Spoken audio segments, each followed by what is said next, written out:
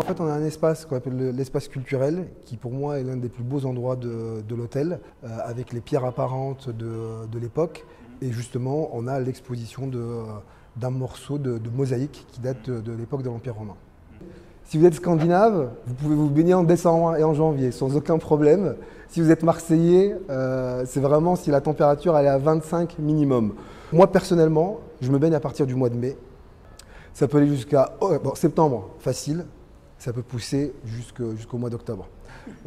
J'aime beaucoup les Lillois, donc je ne leur ferai pas cette offense. Même si à Marseille, on dit que le pays scandinave commence à Lyon.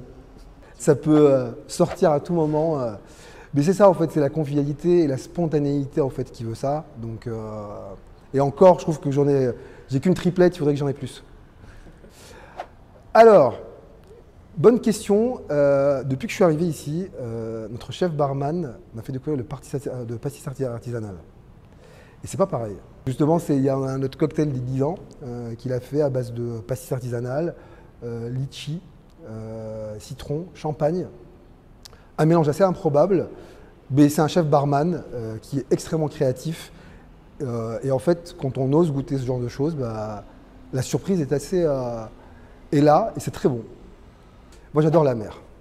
Et donc moi, un bon plan, qu'on soit 5 ou 100, monter sur un bateau et faire un petit tour au Frioul, au coucher du soleil, pour avoir une vue sur les Frioul et une vue sur Marseille, où généralement la personne qui est à bord, le skipper ou la personne qui a le bateau, a toujours une anecdote, une histoire à raconter.